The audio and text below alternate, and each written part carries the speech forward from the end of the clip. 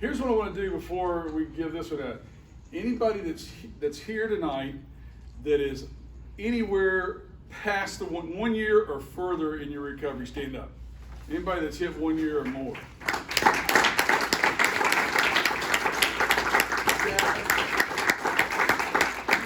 I love it when we do that because to people who haven't gotten there yet, that's the sign it's possible. That's the sign it's possible. And several of those people that stood up have multiple years. A few of us are like in double-digit years. And that's just giving glory to God, but telling everybody else you can do it. You can do it if you get serious about it and you want to do it. So before we go on, next thing, now that you've kind of seen what chips and celebration look like, I'll come back around. Anybody want to get a blue chip and start a new journey tonight? Anybody else? Yay.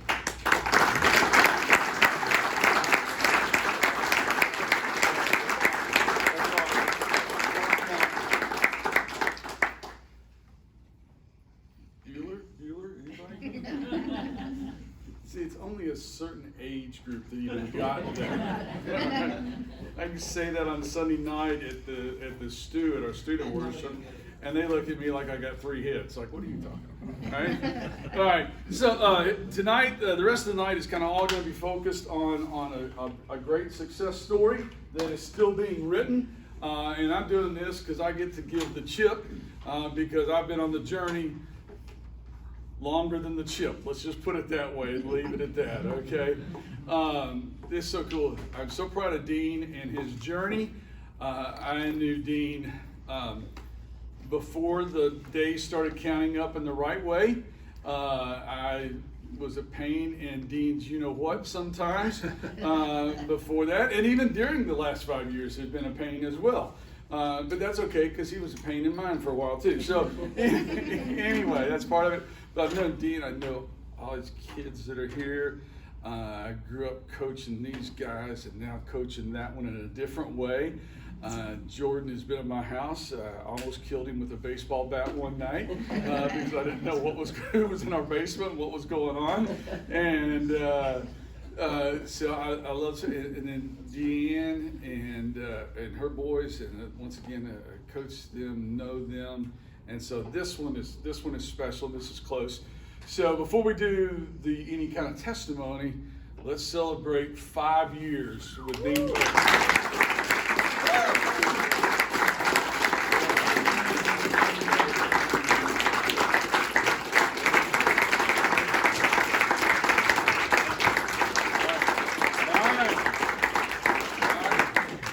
Coming on up now, or this is cool too, because this is going to be like a dual testimony, and I'm pulling over to the side, and I asked if I needed to sit between them and like referee, but here's the cool part of this story, and Thomas and Heather did this a couple months ago too. It was a little bit different because as they were working through it, they were kind of working through the journey, both of them recovering.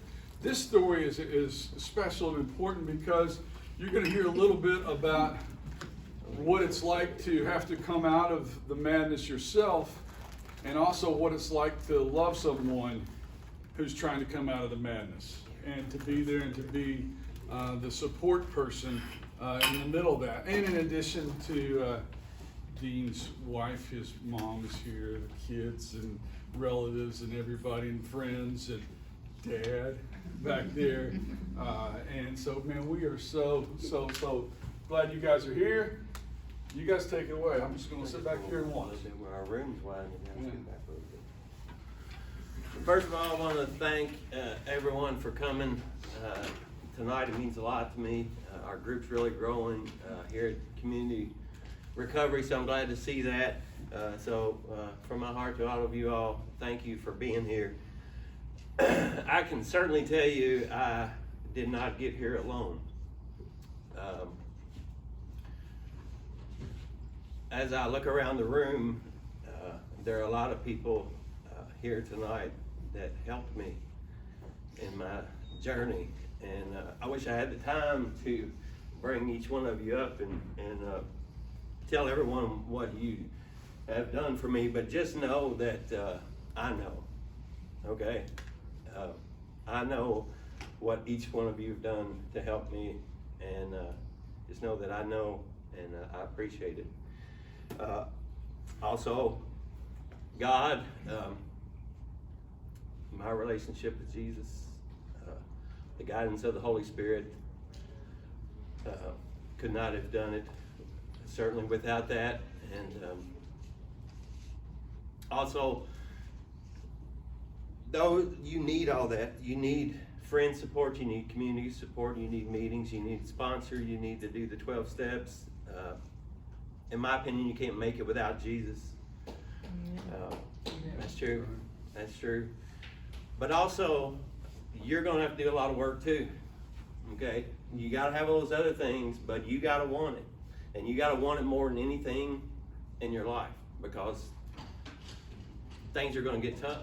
And you've got to want it. And other people may want it for you, even more so than you do, but they can't do it for you. You're going to have to be the one to do it, so you've got to want it. Time. I want to talk about time. The old saying is, time takes time. And recovery is the same way. And for all of you that are in recovery now, you allow yourself time. And it's okay to give yourself time, because you're going to need that time. And if you're here tonight in support of someone in recovery, give that person in recovery, if your spouse, whatever, daughter, son, whoever, give them that time that they need. Because and if you're in recovery, I remember you're going to want to push it. You're going to want to get well quick, and you want to get there fast, but it doesn't happen fast. Remember, it took you a long time to get into the mess that you were in. Consequently, it's going to take time to get out of that as well. I remember after my second trip to rehab, I'd been home a couple months, and Deann and I were out to eat in Mama's Kitchen there on Main Street, and nothing was wrong. We weren't fighting. Nothing was wrong. Nobody had done anything, and she just looked at me and said, "Are you happy?" I said, it's tough. And we had even talked about separating for a time, and I'm glad we didn't. And all that was because, I didn't know how to live sober. So that was after sobriety, yeah. Just making sure they knew that was after sobriety. Yeah, I said about 2 months after I'd been home from. I didn't know how to live sober, because everything that I did in life, literally everything, I drank. Everything.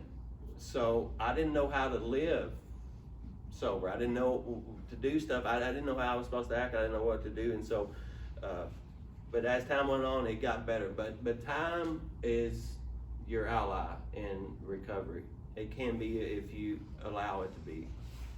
And you need time.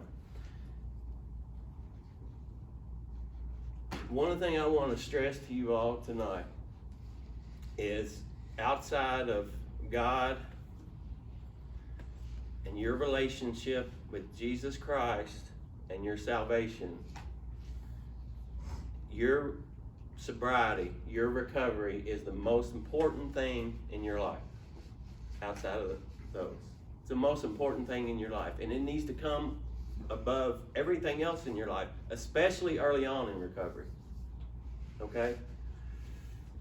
You might be thinking, well, but my career, Dean, I'm pretty important. I got this big job and everything. I don't know if I can put that above my, job and my career. You better. You better. Vote. Dean, what about, my kids? I've got, take care of the kids, and I got them this and that, and college and school and everything. I don't know if I could put that above my kids. You better. You better put it above them. But Dean, my wife, and I'll tell you folks, I have quite possibly the best wife in the world, because as some of you know, we went through a pretty tough season.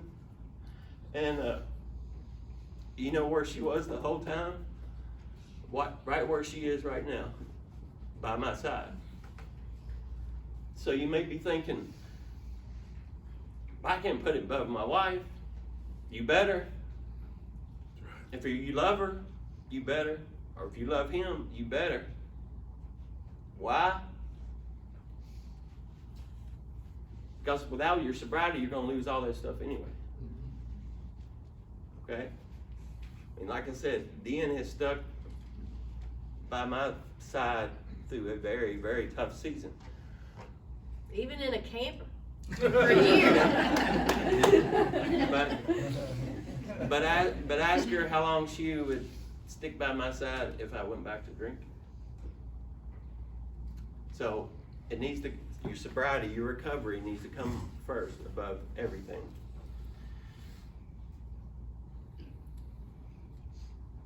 And I know what you may be thinking, but Dean, you don't know how bad it is.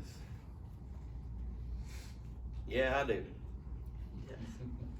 I may not know your particular bad or what exact details of what you're going through, but I know bad. Deann and I know bad. I know grief. I know sorrow. I know pain. I know what it feels like when the wolf is knocking at the door. I know what it feels like to be broke. You keep that recovery, your sobriety, first. In May of last year, Deann and I sold our house, moved to the farm, started the building process. Everything was going as well as could be expected. We sold our house, bought a camper, living on the farm, and things were going fairly well. In August, we lost our dog, which I know everybody does. It shouldn't be that big a thing, but I think King was one of those once-in-a-lifetime dogs that come along where, he understood me and I understood him, and we had a special bond, and that was pretty tough. And matter of fact, it was one of the few times that I had seen Deann cry up until that point. And it was a bad, he got hit, and it was not immediate, and he suffered, and we took him to Metropolitan Hospital, and we tried to save him, but it didn't work. So that was very traumatic. My stepson had been battling leukemia for about 3 years, and again, we're living in a camper. We've got this building process going on, and Deann, with the familial law thing, they you can take time off to take care of a family member, which Deann had to do quite a bit, and they can't fire you for it, but you also don't get paid for it. And so it was in November. Deann was getting ready to leave that morning to go down. By this time, Greg was at MD Anderson in Houston. And we got a phone call about 5:30 that morning that Deann's brother in North Carolina had just passed away. And she's got to get on a plane to go to Houston. Fast forward, skip a month, skip December. In January, my brother, who I was very close with, I think all siblings fight, but I can never remember having a disagreement, argument, a fight with my brother Kevin. We were very close, and I lost him in January to COVID, and it stunned and shocked the whole family. And what made it even worse is I got COVID and couldn't even make it to his funeral. I did not get to attend my own brother's funeral. And I remember texting Dave, and I said, man, how am I going to get closure? Because part of being at the funeral, as bad as it is, you get to see people, you get to hear stories, and then I think that helps to begin the healing process and to get closure. And I didn't get that. We were in a camper trying to keep the water pipes from freezing. Things were starting to get tough.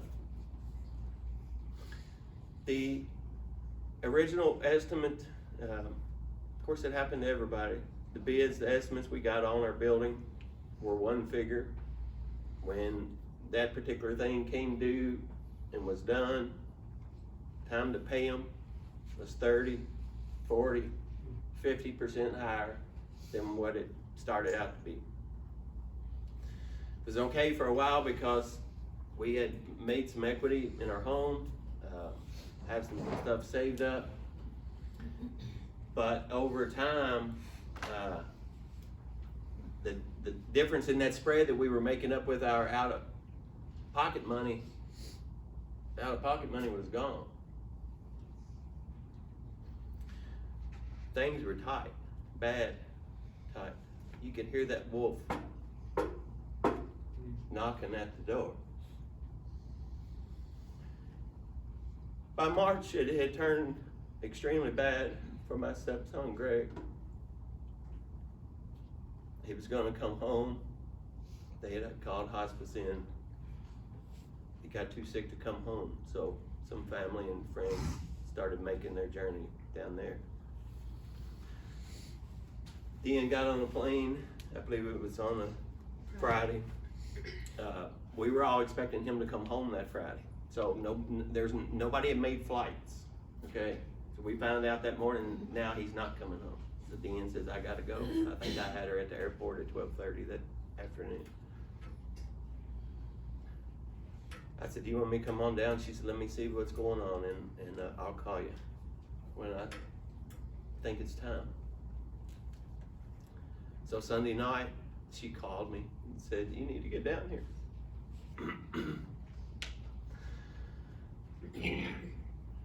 By that next morning, I was on a plane, and when I got to the airport, I had $13 in my pocket. We had spent all of our money on our building, the credit cards were maxed. Went in the airport, I bought a bottle of water, a bag of Cheez-Its, and a sleeve of 6 donuts, and that $13 was gone. Didn't really know how I was gonna get home. Was there 4 or 5 days, Greg passed. That was, in 56 years, I had never watched a human being die. And then I experienced it twice in 2 months.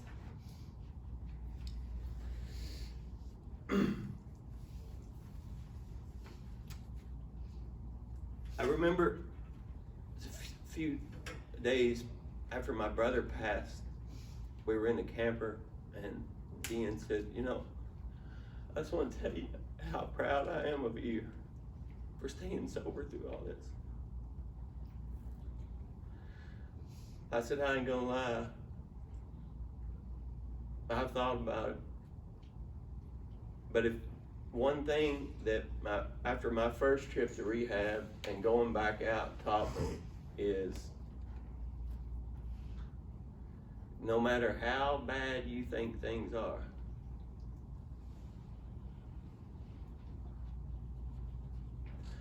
and I'm not talking about your garden variety bad, I'm talking about when you're screaming to God, there is no possible way things could get any worse.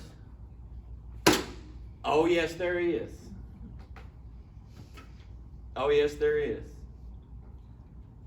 You go back out, you start drinking again, you start doing drugs again, and I promise you, as bad as you think it is right now, it'll make it seem like a cakewalk.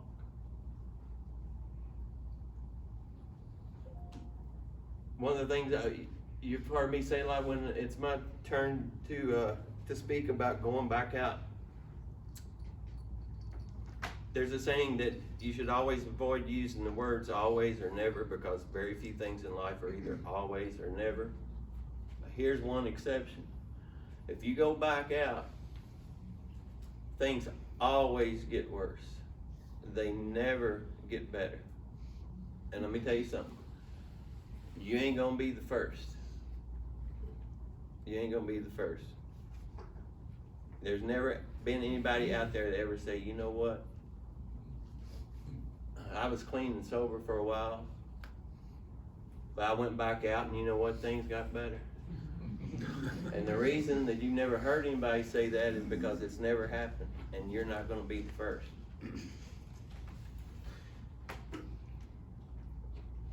Keep God first. Right after that, keep your recovery and your sobriety first above everything. Thank you all for being there. That ends my part, and Dave and Deann are up. Well, you never wore your shoes. You always went back. I did tonight, Mama.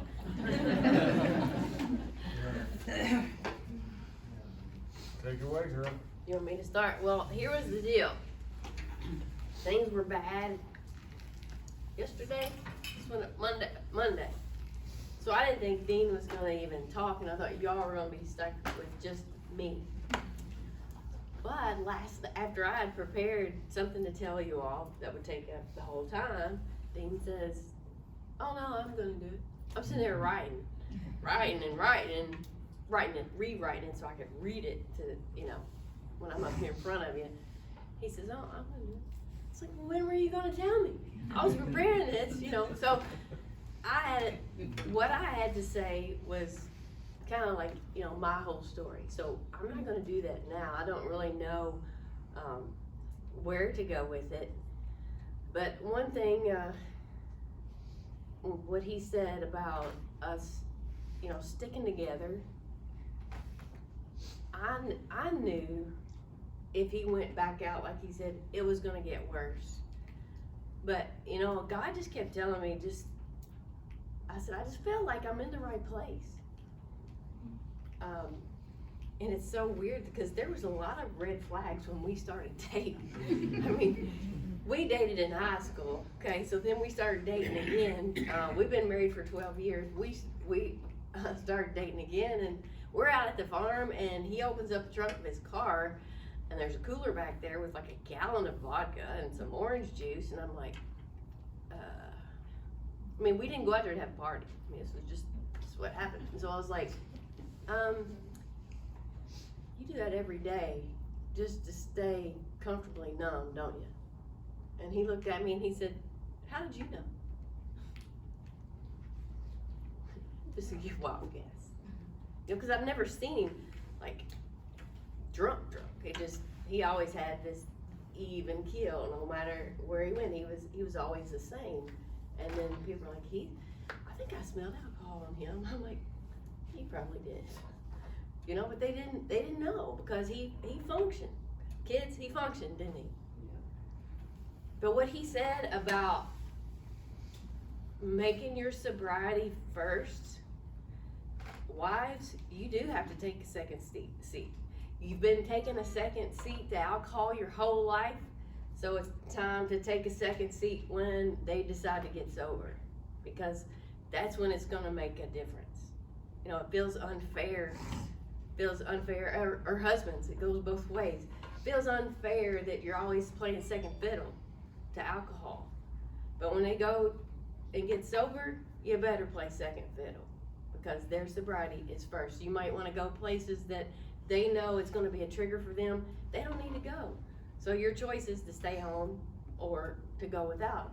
That's just how it is. You have to remember, they do have to put their sobriety first, because if they don't, it's going to get worse when they go out. I don't know, Caitlin probably remembers, and EJ, but between 2015 when he went to rehab in 2015, he stayed sober for a year and a half. He thought he had it. And we were celebrating his birthday at a ball game. He buys a beer, and I'm like, what? I feel like I'm contributing to a minor. I'm like, what are you doing? Me and EJ were freaking out. We were just like, oh my gosh. And then that went from, I'm just gonna drink a couple of beers, but it spiraled,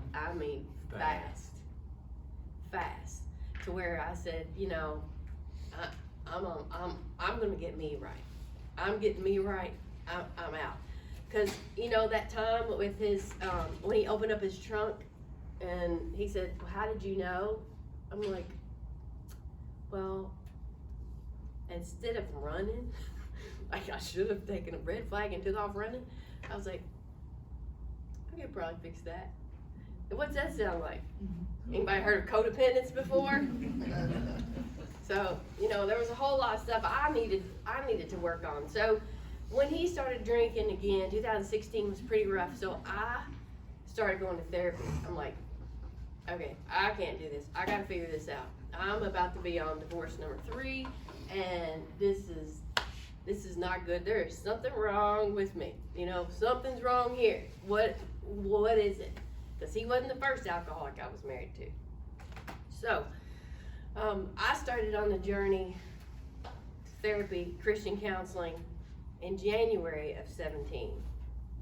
Started getting my head right, my heart right, figuring out who does God say that I am, listening to that, you know, and then hanging out with Christian friends, with godly women that were good, that were good for me to be hanging with. And one was my sister-in-law. So getting that right is what made the biggest difference, because whatever he did at that point, I'm good. I know who God says I am. And I asked him one day, like, what am I supposed to do? I went on vacation to the beach with my dad because work had closed. I was on a 6 months severance package with them, so I'm going on vacation with Dad and his girlfriend, and I'm sitting on the beach by myself praying, you know, God, what do you want me to do for my marriage? What do I do? Should I leave? Should I stay or should I go? Y'all know that song? Should I stay or should I go? Okay, so that's where I was. But what I heard God say was, I'll be with you wherever you go. There's another song. For where you go, I will go. They sing it in weddings all the time, and you know, Corinthians 13 is where that's from. So he's gonna be with me. So now it's up to me. What am I gonna do? So I'm on vacation, and then Dean calls me a couple weeks in, maybe not even 2 weeks in, while I'm gone. He says, honey, I'm really sick and I need help. Okay, well, remember, this is trip number 2. So I said, I'm on vacation. Sorry, you know who to call? You got AA buddies? You know who to call. I can't help you. I'm not coming home. You want to get help, you do it yourself. You know who to call, you do it. And guess what? He did. I know his mama came over and helped him. Jordan came over and helped him, I think. I don't know, EJ, Caitlin, I think y'all were all there for him. I wasn't there, and everybody probably thought, I can't believe she's not coming home. But you know who I was working on? I was working on me. Because I had to get whole. I had to get good to be there for him later, right? So that's how the second round went. I went and got good. He went and got good. Is that even a word? I know Christine's probably going, I can't believe she said that. We got a school teacher in the back cringing back here because we got good. Okay.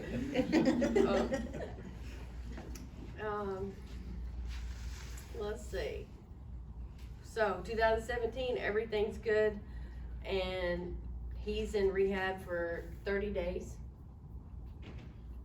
And he would call me. I was at the beach, and he calls me from rehab because I stayed on vacation for probably about 6 weeks. But he called me from rehab, and I'm like, why are you calling me?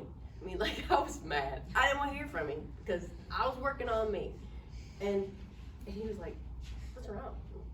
Nothing, what do you want? You know, I'm on vacation. You're not even supposed to be calling me. You're not supposed to have phone privileges. You're breaking rules in rehab. What are you doing? So he would talk to the nurses and everything, and, you know, he would talk them all into whatever he wanted. He would talk them into it. They'd get him phone privileges, ice cream, you know, all the necessities. That is survival for Dean, right? It's survival for him. So I was like, he's supposed to be working on him, not worrying about what's going on over here. It wasn't just me being mean. I was wanting him to work on him. So 2017, out of rehab up to 2022. It's been 5 years. I can say the first 2 years were pretty tough. I mean, you know, he's sober. I don't even know if he's gonna like me sober. you know, because he's been drunk our whole marriage, you know. He was probably drunk when he got married, and here in this place. I'm coming back to that. Yeah. So anyway, he's caught you up to date from there. So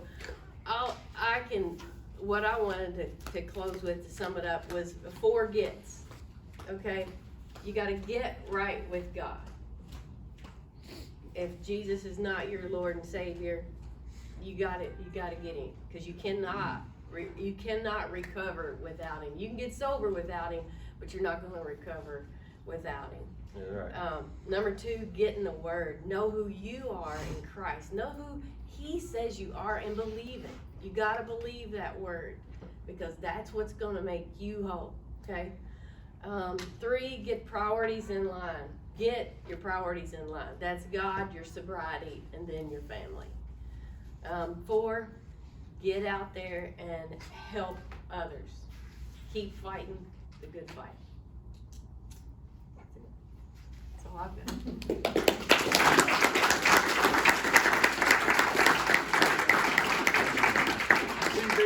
They did You want really to get in the middle now? No. They did really good. You know, when this whole thing was he's like, okay, we need you to ask us questions the whole time. It's the first time Dean ever did his testimony where I kind of did as an interview.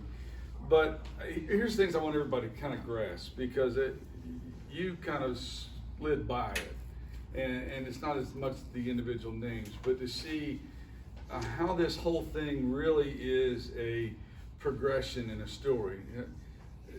Dean and I, because of Jordan and my son being roughly the same age and playing ball together, it was the first time I ever met Dean was when you guys were like 9, playing on minor league field or whatever. And so we started doing that.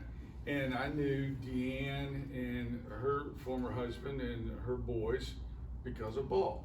So there was this connection, and then when life happened and they were like, okay, they started coming to church, and they come to my office and they're like, okay, we want to get married. I was like, all right, cool, let's talk about that. And I won't out the whole thing, but let's just say I have some requirements for that to happen. Yeah, he does.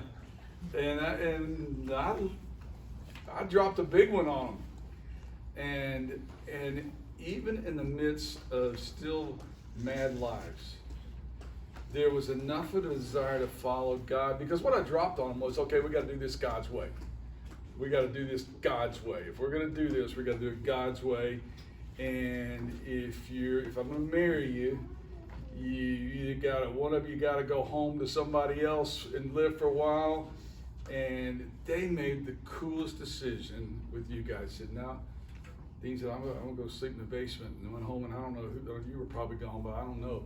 But yeah, but came home and told the kids, here's what we're doing and here's why, because we want to do what God wants to do. We want to do what God wants to do. So then they got married, and then stuff's still going on, and then we end up doing I don't know years, I forgot years, maybe 17, 18, wherever in there. And we ended up in an office, Yeah. the 3 of us. And I'm like, dude, you got to get your act together. You're going to lose her. And he's my friend, and I'm having to get tough on him. There were times before they even together, Jordan and I were just talking about when they were playing ball, and yeah, he wasn't an obnoxious drunk, but Right. some of us knew. Some at the ballpark. Some of us knew, and there may have been some umpires today, but there were times in ball games that I'd have to, Dean, come on, man, come on. But I was never mad because of my friend. And here's where I want to see the other pieces of this puzzle. So they get it together. He's gone to rehab the second time. They're still together, and he's like, okay, I'm going to get serious about this. And then Steve Howard steps in, who had been down that road, and Steve said, I'll sponsor you. And so Steve worked with Dean through that process to get to that point and develop a relationship.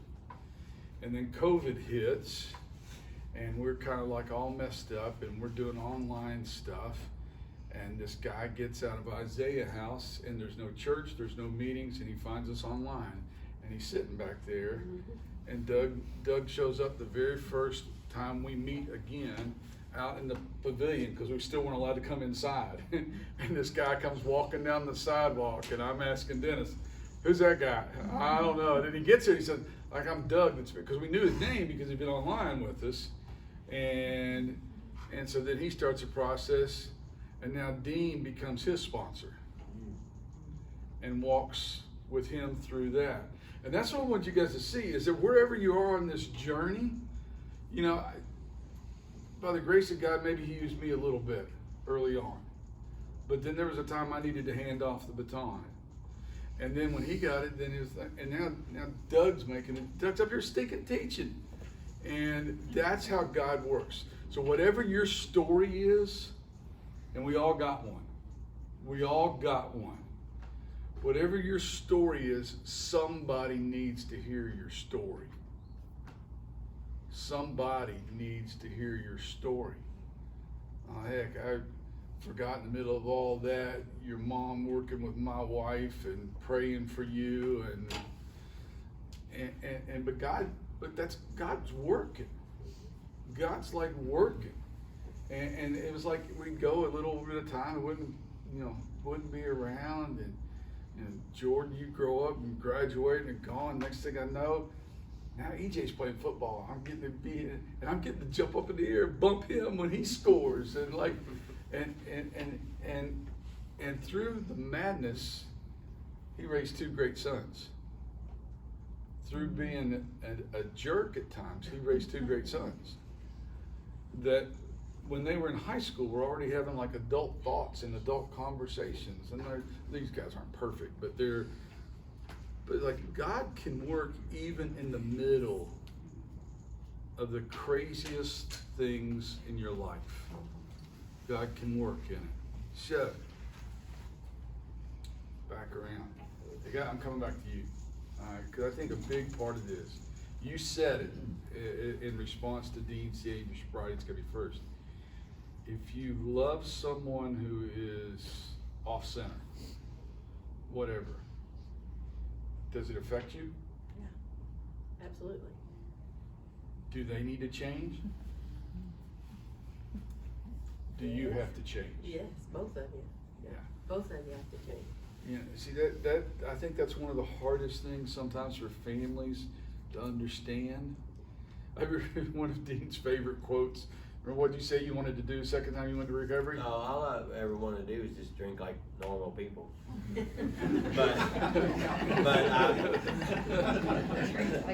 but I proved to myself that I can't do that, and I think there's several in this room that are the same way, because for people like us, one is one too many, and one more is never enough. And so it's I had to learn that. I had to learn that the hard way. And what I talked about before about going back out, when I started drinking when I was 13, and the first time I went to rehab, I was 49, so I had drank for 36 years. The second time, so like Deann said, I got out, I was sober for a year and a half, and started with beer again and went downhill quick. So in between, so first time 36 years, okay? The second time when I went back out and started drinking, it was only 13 months. But when I went back to rehab that second time, I was 10 times worse physically, mentally, spiritually, emotionally. In 13 months, I was 10 times worse than the first time I went in after drinking for 36 years. That's what I'm talking about. Things get worse, and they get worse in a hurry. Fast. Yeah. And so knowing that, hey, you come back home, not only you got to change some things, everybody in your world, everybody that you hang with, Because what will people, places, and things do to you? Drag you back down. They will destroy you. You know why they drag you back down? When you start climbing out of the gutter, everybody else still in the gutter, you would like to think, oh, they're going to see me and they're going to want to climb too. Right. It doesn't work that way. Because it's a whole lot easier to grab your ankle and pull you back down than for them to actually do the work and climb out themselves. So places you used to love to go, I see, because we're friends. I know what it is, like dreams in life. If he had the money to do it, he would live on the NASCAR circuit every stinking weekend. Every stinking weekend, he would be there. In his camper. Yeah. And I don't know, I've not been around, but I hear that there's a little bit of drinking that goes on at NASCAR events. I don't know, just rumors. And you don't even have to take alcohol they'll give it to you. If you don't have any, they'll be glad to give you some of theirs. And so all of a sudden, not only am I not going to drink, I can't do one of my favorite things in life unless I can get a safe crew to go with me to watch me. That's a change. That's a change. In what I do, and I know y'all work through this, in what I do, so many couples, because like, okay, I'm not sure anybody can be a normal drinker, but I know that some are not as bad. And so I know that all the time I'm dealing with, either way, man, one of the spouses that's trying to get clean and the other one wants to come home and have a glass of wine or a bourbon or a beer. And it's in the house. And they've got to understand, that's like, you might as well take a knife, slit them, and pour salt in. Because you just can't. You just can't.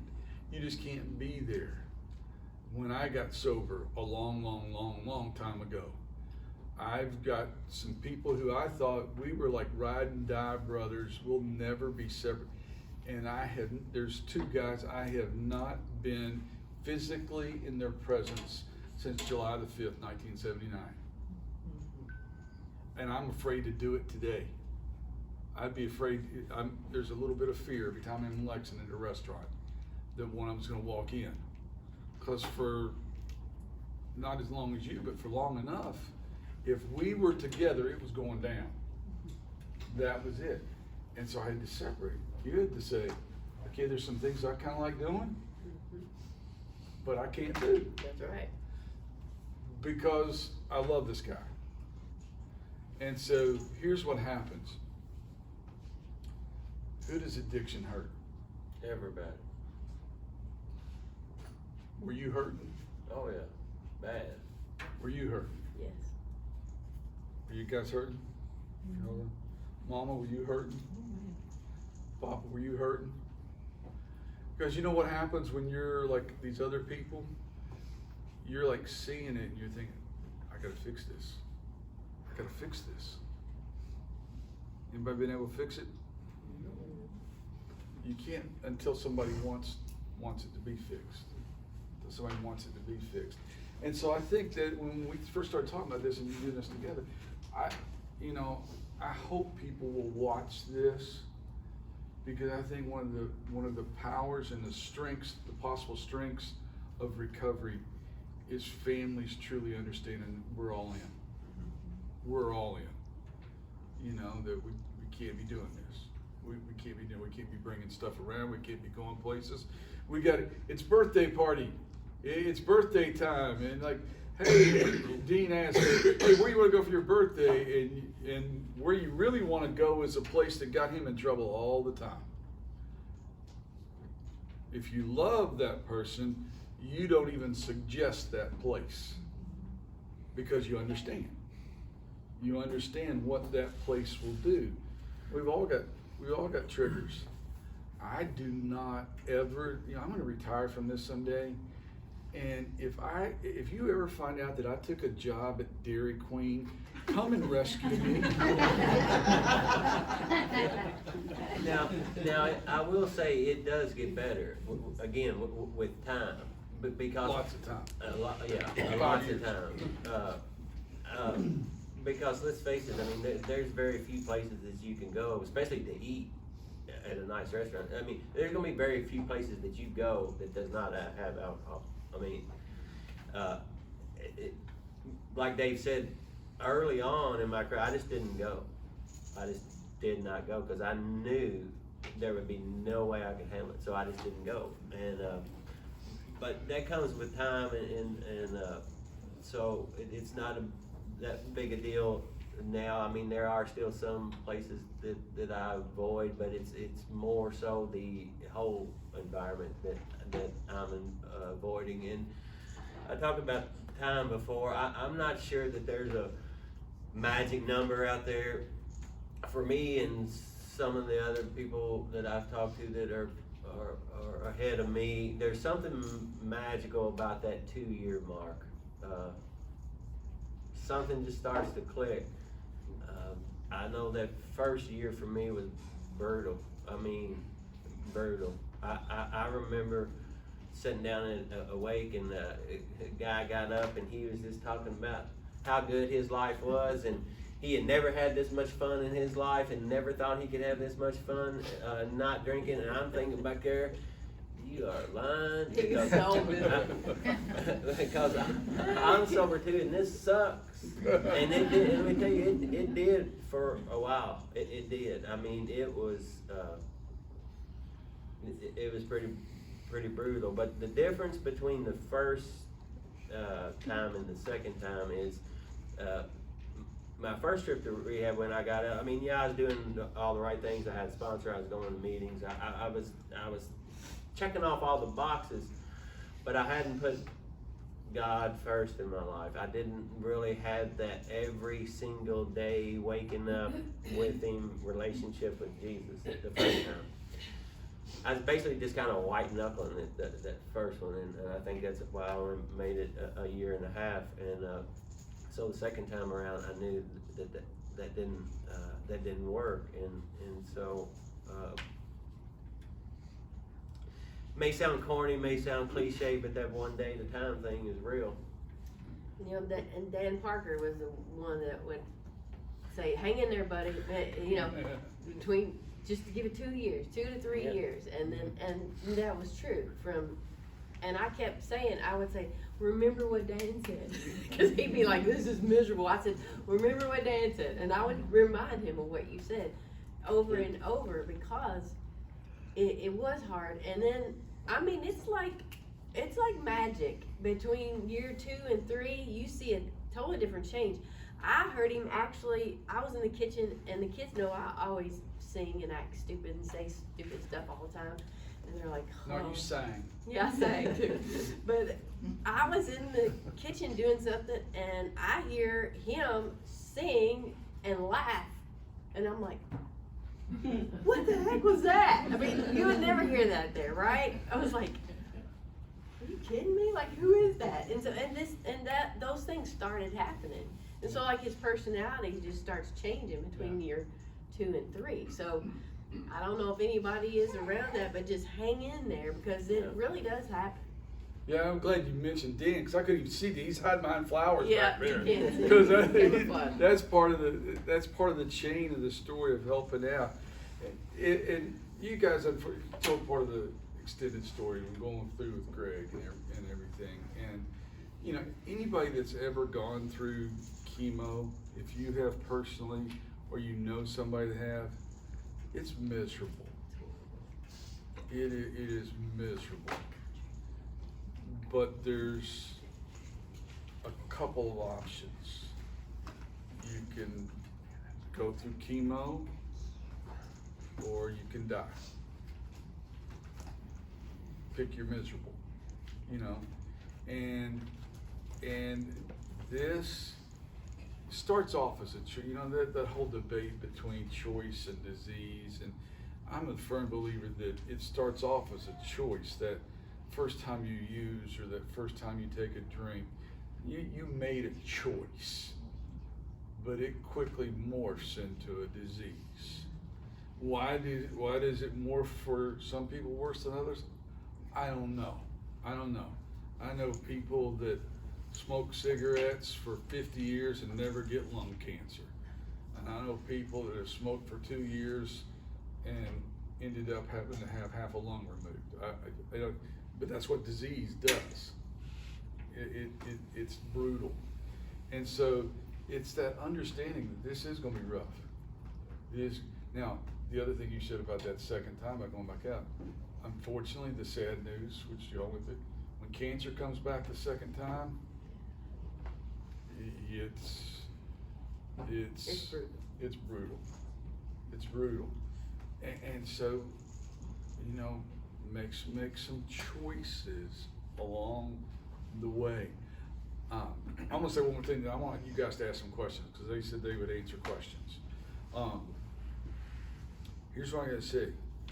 If you're early on, if you're battling something, and I've mentioned the names of some people that are sitting, there are some people in this room that can help. There are some men and women in this room that can help, that can come alongside, even just to be an encouragement. But we say this all the time.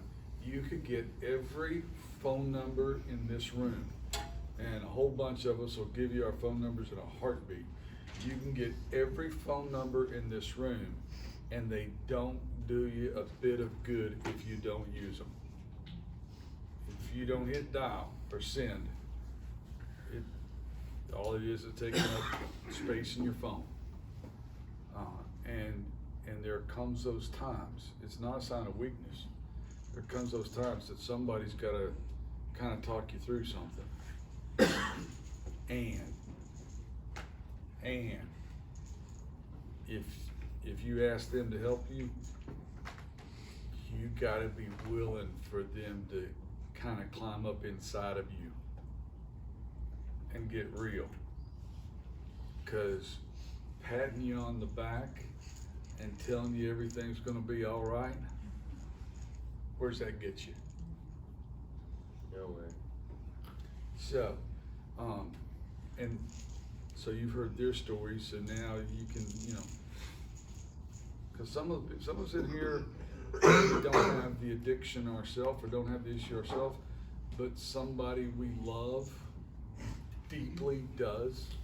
And so find some of those people. What about questions? Anybody got any like? I think we give them long enough. Oh, Where you gotta read Amy does. The first time I went to, it used to be called Tim Brook, it was just called the Brook now, and I mean, they help a lot of people. It's not a fun place because you know, it's a hospital, and I remember I was in there, I was not happy, and I think I was voicing that, and one of the nurses said, "You do realize you're in a mental hospital, right?" So, I mean, cause that was the first time, you know, I'd always heard about paranoid schizophrenia. That's the first time I ever got to witness it. It was not any fun. That's where I learned what Thorazine was. Not on me, thank goodness. Second time I went to, they're owned by American Addiction Recovery now, but it was in, and y'all gonna laugh because I did too. Well, it really wasn't in the state I was in. I wasn't laughing, but it's funny now. My mom, Deann was gone. I was at my house. My mom came over. I had them on the phone, and the lady's like, you know, can you get on a plane? And they said, you can get on a plane. We've got a spot for you, and if you can get on a plane in the morning, we'll take care of you when you get there. And I said, where is it at? And she said, Las Vegas. I said, there is no way that I'm going to Sin City to try to get sober. That is the dumbest thing I've ever heard in my life. And he complained all the way there. I remember I called Dan from the airport I mean, complaining about it, and she said, look, statistics show that the farther you go away for treatment, for rehab, the better your chances are. Because you're much less likely, like, and there's wonderful rehab places around here, don't get me wrong, but you're less likely to come home if you're 1,000 miles away. You're less likely for somebody to come get you. And it really cuts down on those people, places, and things, friends that you need to change. They're probably not gonna drive or fly all the way to Vegas to get you. And yeah, he so, did tell me to ask me to come get him in Louisville. I don't belong here, Dan. These people are. I don't belong here. Sorry, This wrong is- number. Yeah, this is the first time around. I said, well, I'm not coming to get you, and give it 24 hours. You know, stay overnight. Call me back tomorrow. On that night is when they had an alumni meeting, and he was like, "Hey, he knows what I'm going through." yeah. And then, and that's when it registered, but yeah, he wanted me to come get him. That day I was at the chiropractor in Eminence, and he called, you need to come get me, cause this is not where I need to be. I'm not supposed to be here. Hey Dean, we are grateful for your story, and Dan, we're so grateful for your story and how you all made it together. I'm just curious, you know, having worked with people, there's a hesitancy in reaching out for help. Mm-hmm. It's like Dave said, you can have all the phone numbers in your phone, but you don't call. How hard was that for you, and how did you get through that? Because that seems to be a huge critical piece of this, and we see it not happening. Right, yeah, I agree. The first time, you know, there was, it was difficult. You know, I think there was some shame there and regret and guilt and all that. By the second time, you know, I had lost any kind of pride that I had, and I really didn't care, and don't care today. Who knows about my past? Because, you know, my past made me who I am today, and I don't think, you know, if anyone is struggling or about asking for help, man, you know, that's when God shows up is in your weakness. Mm-hmm. And there is no shame there at all that people should feel. I know that they do, because you know, that's one thing you're gonna have to lose in recovery anyway, is pride, and it's pride that keeps people from asking for help usually. Mm-hmm. Yeah, that's it. Here's what we found out is that nobody likes to be off center. Like, there was never a morning that any of us in here woke up and said, you know what, I think I'm gonna screw my life up today. You know, no, that's not how it works. I say this all the time. When you're in first grade and you're going around the room and the teacher saying, what do you want to be when you grow up? Anybody here say, I want to grow up and be an alcoholic. I want to grow up and be an addict. There's no little girls at 6 years old that said, I want to grow up and sell my body to get drugs. We don't think that way, but the stuff happens, and then we get embarrassed. And embarrassed, pride, it all like is intertwined. And check me if I'm wrong, when we first find ourselves in that spot, we think there's nobody else on the planet going through what I'm going through, or have been through what I'm going through. And then we show up at a meeting and go, oh snap, there's a whole bunch of people that have been through. We went through our own hell in our family here at church, and you know, it's a pride, and I'm embarrassed, but we just shared, and I got people, you know, like little old ladies at our church that are coming up and hugging me and going, it'll be okay, because we went through the same thing with our son or with our daughter. And I'm like, oh really? You know, like, wait a minute.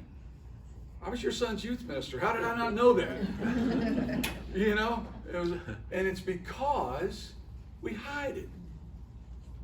And that's when Satan's really winning. When we're hiding it. Like, I can fake it till I make it. I can just roll through this and nobody will know. And then it crashes, right? Mm-hmm. But then when you found out somebody understood you, it's a great feeling, and I think, you know, I don't know about all recovery centers. I don't know that necessarily it was like this at the Brook, but other places I've been, I know Isaiah House and the place that I went to in Las Vegas, the staff, the people that work there, from, I mean, bottom to top, they're all former drug addicts, alcoholics, something. Yeah. You know why? Because there is nobody, look, it's been a while since, you know, I used to be on the rotation, and I like to get back. You know, we were in such a tough season, and it, you know, looking back on it, I probably made a mistake telling Dennis, say, man, you know, things are tough right now. I need off the rotation, because see, that took a resource away from me. But you know, whenever I get up here and speak, I'm speaking from real life. It's nothing I learned out of a textbook. It's stuff that I've lived. And so the people that work in those recovery centers, rehab places, when you're sitting across the table from someone and man, you're at your rock bottom, and you know, you may be crying out going, man, you just don't understand. When that person across from you at that table can say, yes, yeah, I do understand. I've been where you're at. I know what you're going through. When someone can tell you that, man, it feels good. It feels good to know that you're working with somebody that's been where you're at. So.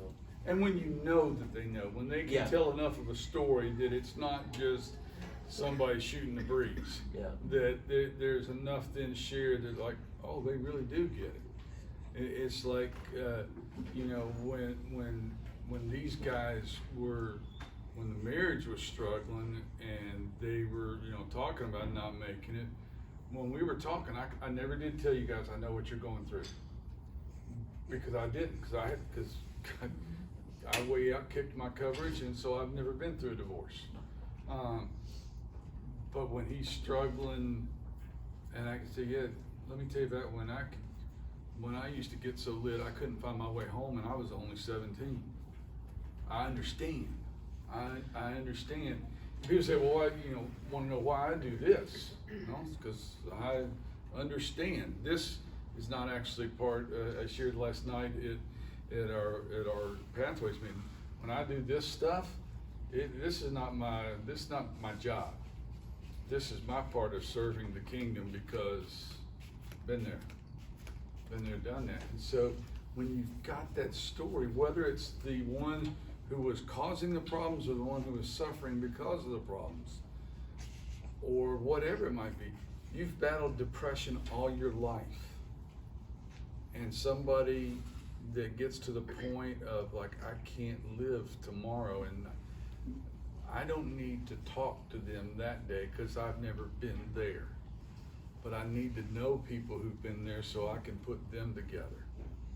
Because when you understand that somebody else has actually been here, somebody else has actually gone through this, somebody, and you know, has a young woman has gone through an abortion and is broken, and I know the people to hook her up with who've had an abortion, and they understand, and she doesn't need to hear from some fat bald guy about what she's feeling. She needs to hear from somebody who's been there. And so whatever your story is, God can take that misery and turn it into a ministry. We did a series here. God can take your mess and turn it into a message. Something like that. Yep. There you go. There you go. Exactly. And probably a test or a testimony, and a trial to triumph, and a victim to victory. So use that. So here's what I want to, anybody else got any like pressing question? All right. Here's how I want to finish this because we're almost right on time anyway. Got 10 minutes, but we won't go to groups. But look, I'm going to pray, and then just feel free to hang out and eat some more snacks. And if you want to just like one-on-one come up and pull one of these guys aside and say, what about this? I didn't want to ask publicly, but what about this? Then I'll give us some extra time to do Can I that. say something real quick Yeah. before you phrase out? Two more things are very important. Came to my mind as listening to Dave speak. One is, whatever you're going through, get with someone and work the 12 steps. It's a lot of work, but I promise you, if you are honest, you give it your all, you leave it all out there on the table, you will come out on the other end a better person. There's no way you can't. And it will, working the 12 steps honestly, number one is going to show you your why. In my opinion, whether you're alcoholic or a drug addict, it doesn't matter. Until you discover your why you started drinking or using to begin with, until you find that out, you're more than likely going to relapse and go back to your DOC, because you may think you know why, but you might be surprised. And the only way that I know of to find out your why is to work your 12 steps. So get with a good accountability partner or a sponsor and work your steps. It will be one of the biggest things that you've done in your life that will help you. I don't know of many more that will help you more than working the 12 steps. And it doesn't have to be for drugs or alcohol.